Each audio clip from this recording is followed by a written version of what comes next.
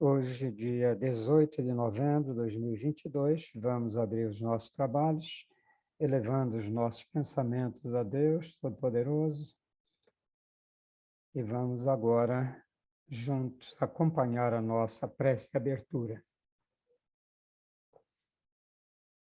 Ó Eterno e Supremo Criador de todas as coisas existentes no Reino Universal, cujo poder suplanta todos os poderes, cuja força é a coluna que sustenta o grande e poderoso templo das leis.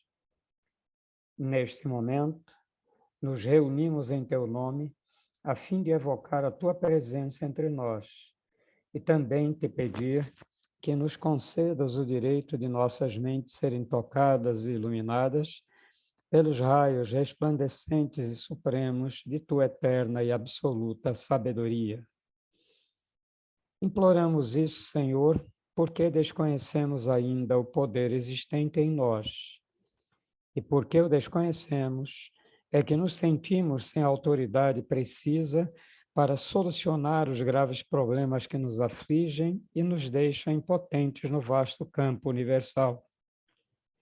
Vem até nós, Senhor, e derrama sobre nós o bálsamo suavizante e curativo de todas as enfermidades, tanto do corpo como da alma.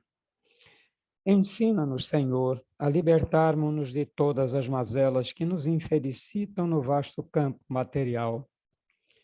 Toca as nossas frontes, a fim de que possamos melhor compreender as tuas leis e por elas nos regermos.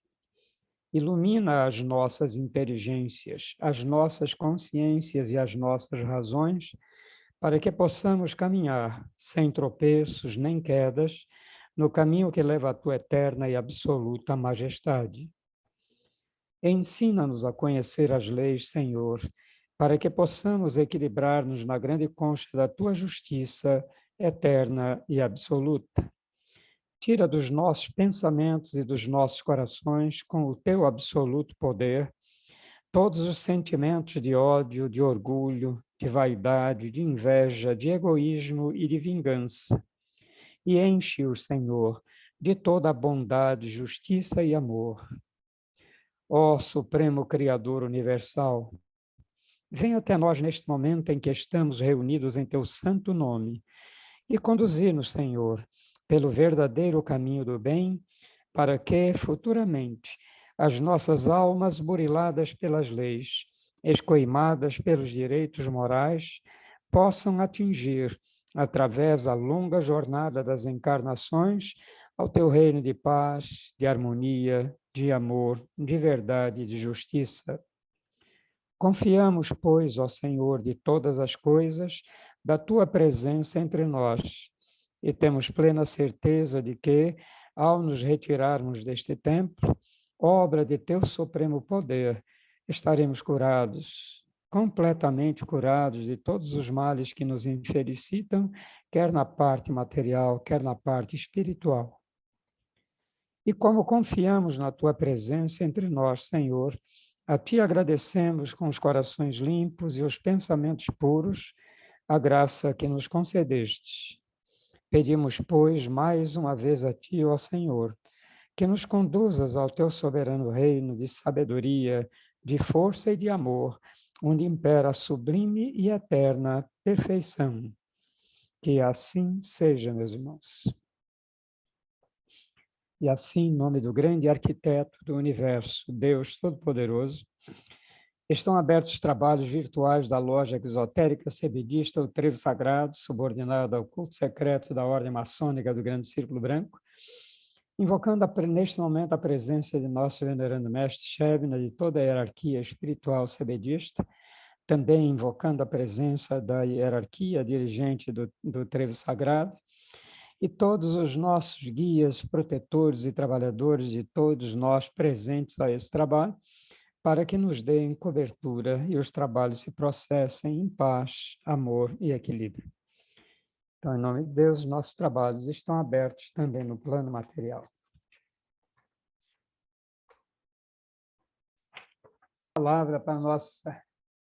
Passar a palavra para a nossa querida irmã Roseli, que vai nos levar pelos caminhos do tarô.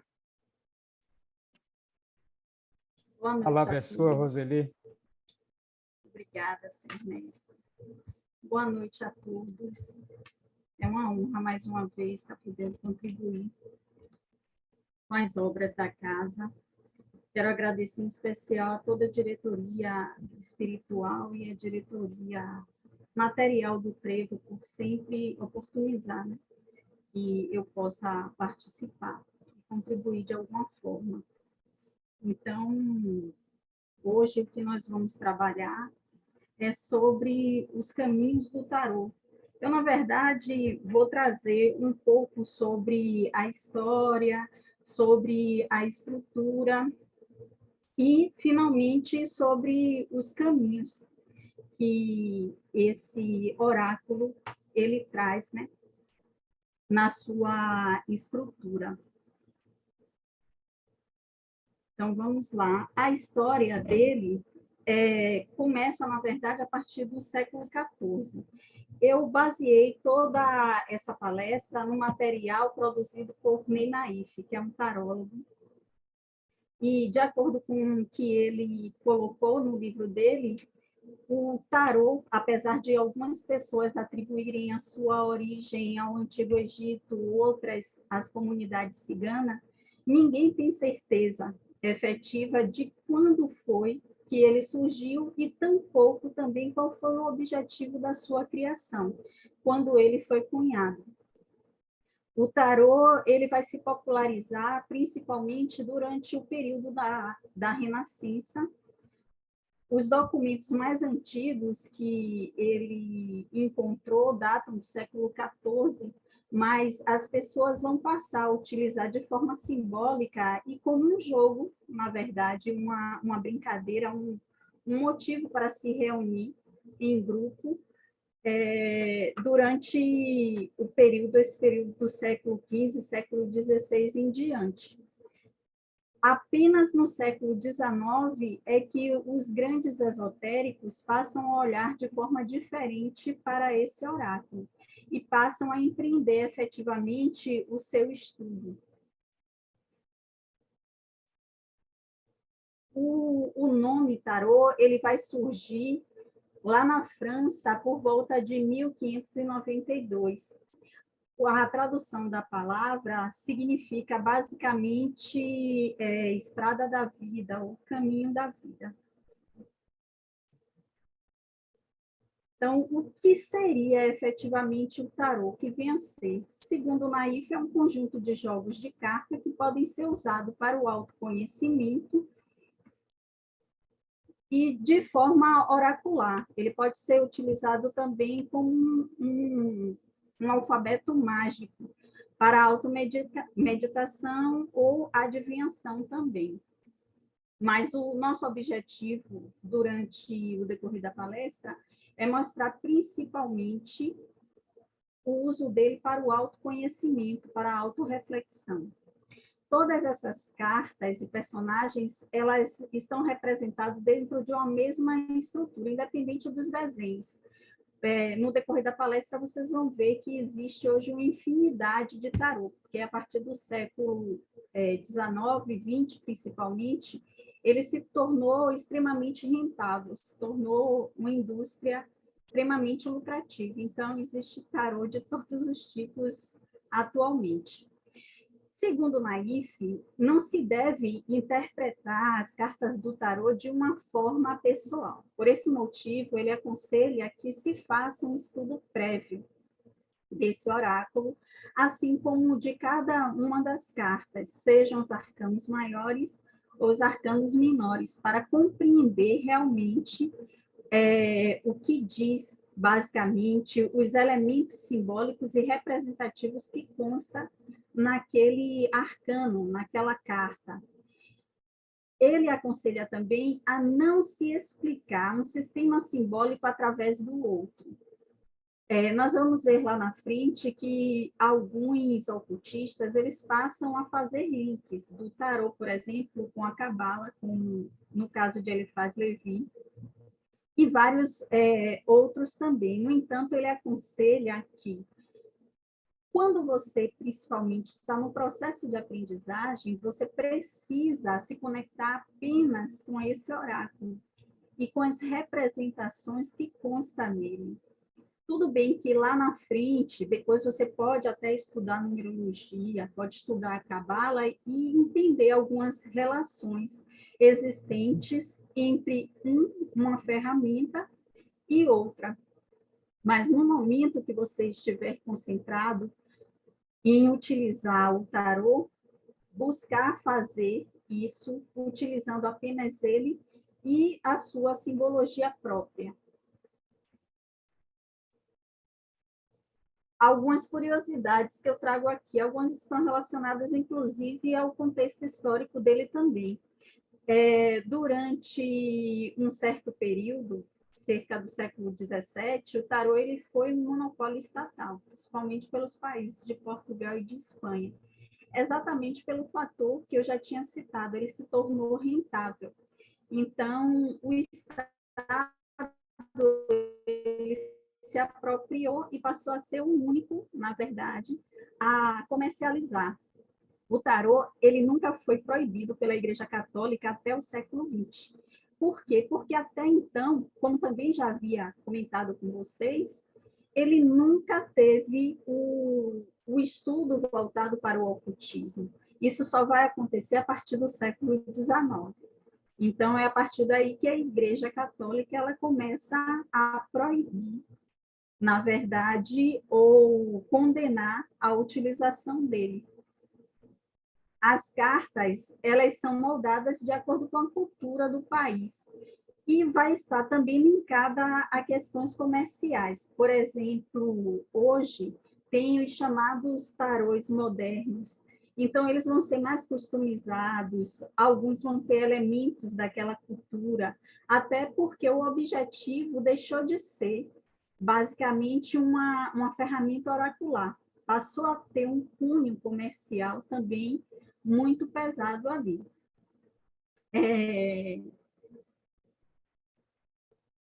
Anton, eu não sei pronunciar direito, Anton de Berlim, em 1775, foi ele que passou a fazer a associação do tarô com o povo cigano. Isso, inclusive, na época, não foi muito bem visto. E foi a partir daí que todos começaram a associar o jogo de cartas com a cultura cigana. Só que, na verdade, quando a gente estuda, a gente vai perceber que o povo cigano, só por volta do final do século XVIII e XIX, é que passa a ter contato efetivo e passa a adotar lá na Europa o tarô. Porque esse jogo ele se torna popular, ele começa a ser difundido e muito usado no continente europeu. Ele faz Levi, como eu já falei, foi o primeiro a associar o tarô à cabala. O tarô de Rider foi o primeiro a alterar a carta 8 com a 11, que não interfere muito no processo da leitura, mas se alguém for comprar e encontrar ali essa alteração, MacGregor Matthews foi o primeiro a introduzir o tarô por meio da ordem Golden Dawn no esoterismo, que isso aí vai acontecer a partir do século XIX. É a partir daí que todos esses grandes ocultistas começam a se voltar cada vez mais para o estudo das representações e do simbolismo que moldam os tarôs. Arthur Wright e Pamela Smith foram os primeiros a produzir a modernização na confecção das cartas de tarô. Inclusive, Pamela Smith foi a primeira mulher a desenhar um tarô. O tarô egípcio de Kier, ele, na verdade, foi elaborado e produzido por um argentino, em Buenos Aires. Então, ele não tem aquela origem egípcia, exatamente por conta desse tarô aí que muitas pessoas associam a sua origem com a cultura egípcia, segundo Naif. O tarô ele é classificado em clássico e tradicional, moderno, surrealista ou multicultural. O clássico e tradicional que vocês mais devem conhecer é o de Marsella, ou o Rider também, ele é considerado um clássico. Os modernos são aqueles que se moldam nesse clássico, trazendo todos os elementos, só que modificando uma coisa e outra, para torná-lo mais atrativo. Um exemplo é o tarô dourado, que é, na verdade, uma réplica do tarô de Marsella, só que mais customizado. O surrealista, que vai trazer uma livre representação e expressão artística, contudo, ele vai sempre trazer uma referência ao clássico ou tradicional. E os multiculturais, que trazem em si elementos de determinadas culturas, como, por exemplo, o tarô dos orixás, que aí já vai ter uma leitura voltada para aquela cultura, uma representatividade moldada por aquela cultura. E aí, para a gente decodificar, tem que conhecer também essa cultura. E aí vem a pergunta, qual seria o melhor tarô? O melhor tarô é aquele que a pessoa se identifica mais. E aí eu trago algumas fotos para que vocês possam ver o clássico, o cultural, o surrealista e o moderno. Se vocês observarem o clássico e o moderno, vocês vão perceber todos os elementos de uma carta na outra, só que ele vai estar mais customizado. Já o surrealista vai trazer alguns elementos do clássico, como, por exemplo, a caveira, a desolação. Já o cultural é muito mais próprio do que a carta representa para aquela cultura. No caso, essa carta é a carta da morte. E aí é um tarô voltado para a cultura nordestina, então já traz essa leitura na sua estrutura aí simbólica. Então, estrutura do tarô. A composição do tarô é de 78 cartas, 22 arcanos maiores e 56 arcanos menores. Interessante que eu, quando comecei a estudar, foi com um grupo de amigas, e aí eu não sabia nada de tarô, corri logo para comprar o meu, não queria minhas cartas, obviamente, para quando começasse os estudos, eu estar com minhas cartas na mão. E aí comprei e fui mostrar, feliz da vida. E quando eu mostrei, não se tratava de um tarô, era um ogã. Se eu soubesse dessa composição de 78 cartas, eu jamais teria comprado, porque o ogã vem com 24 cartas apenas. Então, é bom, se alguém for adquirir um jogo, prestar atenção nisso aí, porque tem muitos que colocam lá que é tarô e, na verdade, não é. Para ser o tarô, ele precisa ter essas 78 cartas. Não existe criação de novos tarôs, e sim customização das cartas. Por esse motivo, o estudo sempre vai ser o mesmo, as representações simbólicas sempre serão as mesmas para cada uma das cartas. Os arcanos maiores, eles devem ser vistos como um quadrado que liga todos os pontos da vida, que é composto pelo ponto material, mental, sentimental e espiritual. Então, uma carta do arcano maior, ela vai representar todos esses aspectos durante o processo de interpretação. Já os arcanos menores, eles são diferentes, porque cada carta vai representar apenas uma dessas esferas da vida. Diferença entre tarologia e taromancia. A tarologia é, na verdade, a compreensão dos significados e representação de cada carta. Cada elemento daquela carta, o que representa, o que ele quer dizer. Taromancia já é a interpretação daquela carta de acordo com a pergunta que você faz, ou de acordo com o que você deseja saber, ou o consulente deseja saber antes dela ser colocada, certo? E aí ela deve ser lida de acordo com a tarologia, de acordo com o significado e representação daquela carta especificamente. Além desses arcanos, eles estarem ligados, dessas cartas estarem ligadas aos planos material, mental, sentimental, eles são associados também com os 4 elementos, assim como acontece com os signos também. Então, a Terra vai simbolizar sempre o lado material. Quando cai alguma carta que a pergunta é relacionada sobre saúde, sobre dinheiro, sobre trabalho, sobre posse, então deve-se considerar exatamente essa questão do ter. Vai se avaliar dentro daquela carta o que ela corresponde em sua simbologia a essa questão da materialidade, se ela traz essa materialidade. Lembrando que todos os 22 arcanos maiores, eles têm essa capacidade de responder, através da sua simbologia, todas as questões, certo? Então, eles vão trazer em si a terra, o ar, a água e o fogo. Já os arcanos menores, lembram, eles vão estar dirigidos, eles vão estar direcionados apenas a um desses 4 elementos ou a uma das esferas da vida. No caso da terra ou do material, são as cartas de ouros, que vão representar essa questão da posse aí, da matéria da terra. O ar já vai ser representado pela espada, está ligado ao mental, ao verbal, à psique, à ideia, ao planejamento. Se refere a tudo que é pensado, racionalizado e também é direcionado à ação e expressões. A água, voltado para emoções, sonhos, desejos. E aí nós vamos ter as cartas de copas. Então, vai estar muito ligado e representando ali os sentimentos. Se refere tudo ao que é aspiração da alma. Por último, fogo, que aí nós vamos ter as cartas de paus. Pode ser representada pela palavra ficar. Promove a inspiração, a perfeição, a harmonia, a paz. Se refere ao que é compreendido e aceito pela transcendência, aquilo que evolui por meio dela, basicamente.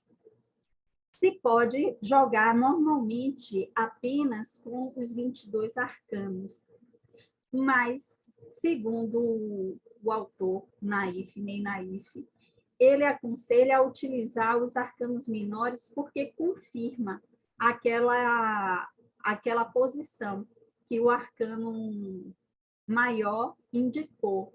Por exemplo, se cair um elemento terra, e aí você coloca o arcano menor juntamente com o maior, e aí cai copas, indicando desejo, cai ouros, que indica realização. Isso quer dizer, reforça muito mais a certeza daquilo que foi perguntado. Então, atesta mais ainda aquilo. E então, por que motivo conhecer o tarô? Por que motivo estudar tarô? Para conhecer os caminhos que eles indicam.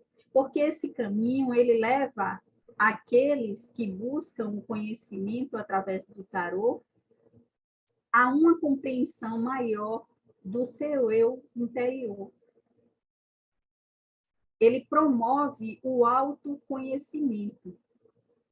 Por quê? Porque ele trata de determinados caminhos. Cada carta vai representar essas esferas, e esses caminhos, eles, na verdade, se refletem nas nossas vivências. Por exemplo, o primeiro caminho, que é o caminho da vontade, que é representado pelas cartas de 1 a 5.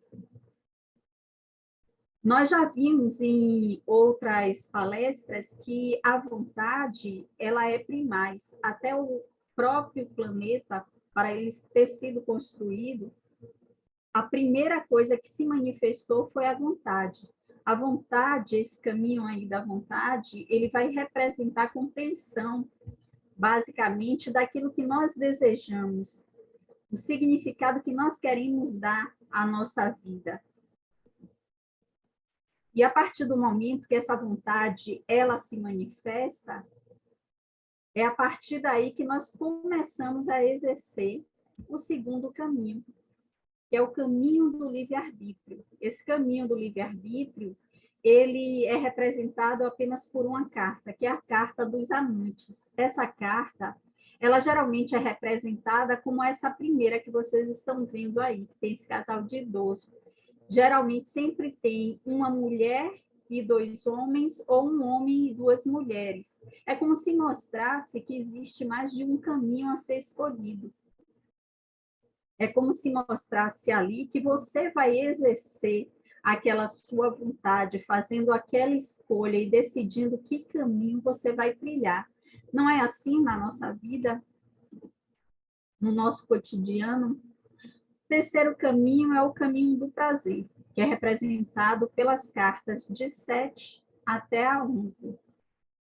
Esse caminho, ele vai indicar a ação diante da decisão tomada.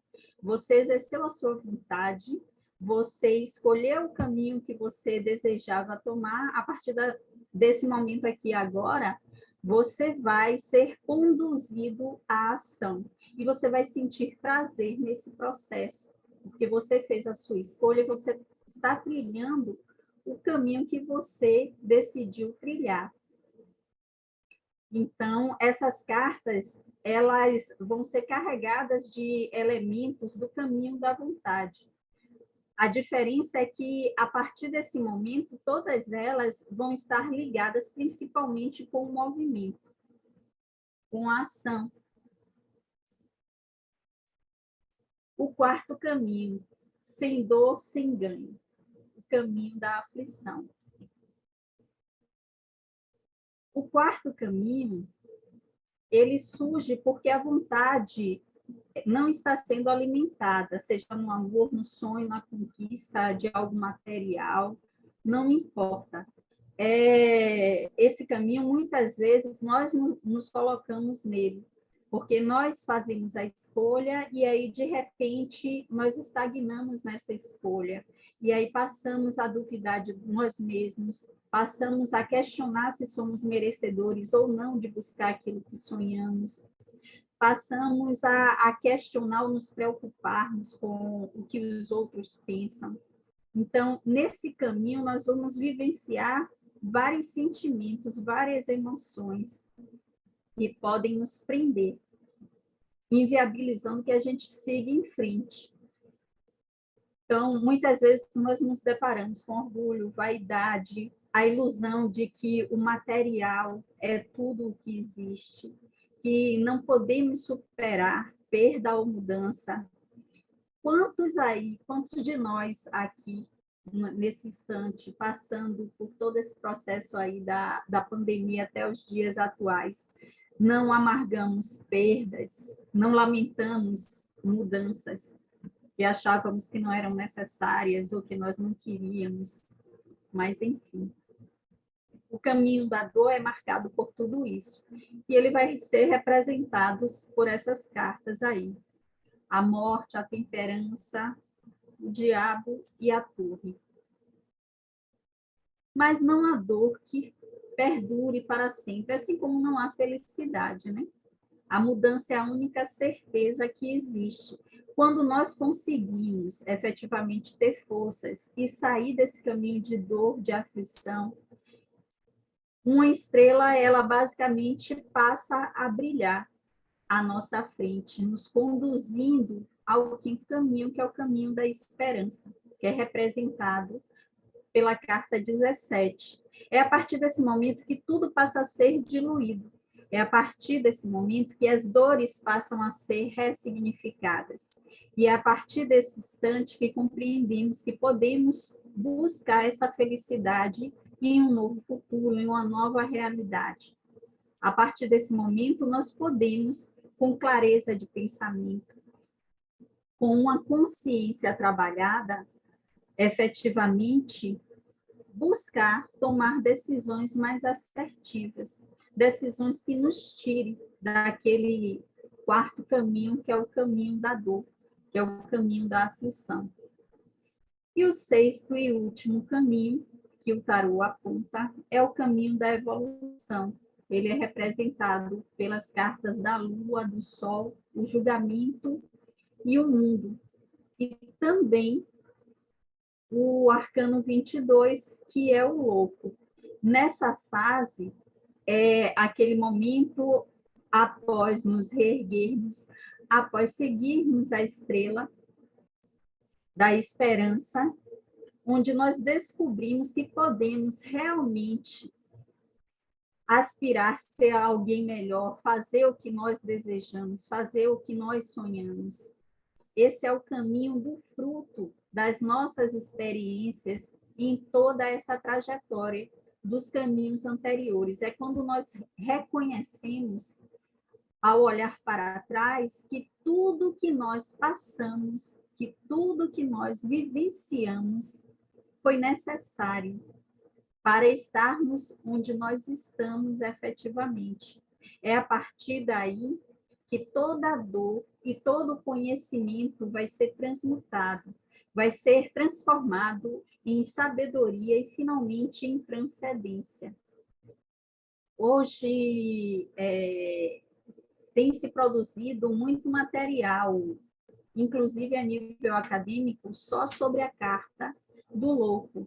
Essa carta que finaliza os caminhos do tarô e, ao mesmo tempo, ele abre caminho para um recomeço, para uma nova trajetória, uma nova estrada a ser desbravada. É uma carta que é considerada a carta do tudo ou nada.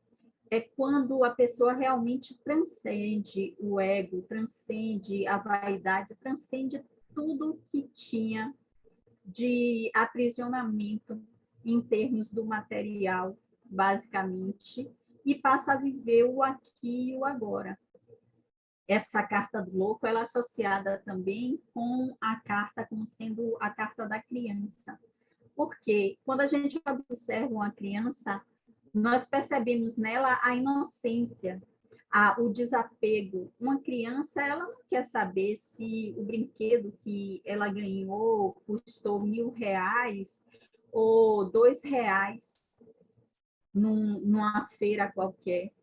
Ela quer o brinquedo para ela brincar e vai ser o brinquedo mais maravilhoso. Quem coloca, basicamente, valores ou qualquer outra qualidade nesse sentido que julga são os adultos. A criança não, a criança ela é livre. A principal busca dela é exatamente pela felicidade plena, por essa plenitude. E aí, por isso que essa carta, essa última carta, é extremamente marcante. E aí nós podemos perceber que durante toda essa jornada pela estrada da vida, trilhando cada um desses caminhos, seja o da vontade, seja o da dor, seja o da esperança ou da transcendência, nós vamos sempre ter ajuda, mas as escolhas sempre serão nossas, individuais e pessoais.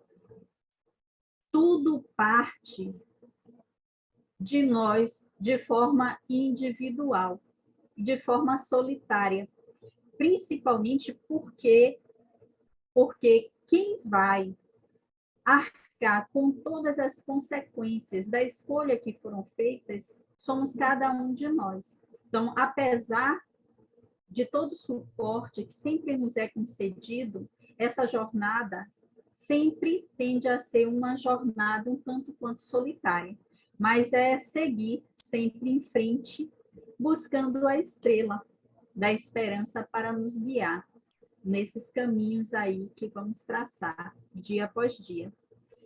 Eu finalizo aqui agradecendo, obviamente, pela atenção de todos e espero ter contribuído na medida do possível. Gratidão. Gratidão a você, Roseli. Foi uma bela lição sobre os caminhos do tarô. O tarô que, na sua origem, foi apenas uma história iniciática. E depois atribuíram, então, características divinatórias, né? E depois a mediunidade veio incorporando a ele todos esses caminhos e que tem uma certa lógica, né? Mas é realmente muito bom saber isso. Mas vamos ver agora, vamos primeiro encerrar a nossa parte liberando a espiritualidade para outras tarefas, e nós ficaremos só com a cobertura normal da ordem e com os nossos guias e protetores, nos dando a sua companhia. Então, vamos elevar nossos pensamentos mais uma vez a Deus. Nós te agradecemos, ó Senhor, Criador e Dominador de todas as coisas, por teres atendido ao nosso chamado e derramado sobre nós o teu bálsamo suavizante e curativo de todas as enfermidades. Enchestes o nosso ser de teu santo poder e de tua eterna sabedoria. Conservai-a em nós, Senhor, e sempre nos façais dignos dela até o dia de nossa eterna perfeição. Que assim seja. E assim sendo, em nome de Deus Todo-Poderoso, o grande arquiteto do universo, damos por encerrados os trabalhos virtuais da loja exotérica CBDista do Trevo Sagrado, subordinado ao culto secreto da Ordem Maçônica do Grande Círculo Branco, agradecendo ao nosso venerando Mestre Sherman e toda a hierarquia espiritual CBDista, a nossa diretoria espiritual, astral e material do Trevo Sagrado, e aos guias, protetores e trabalhadores de todos nós pela assistência que nos deram e que continuarão nos dando até que nós encerremos definitivamente os nossos trabalhos.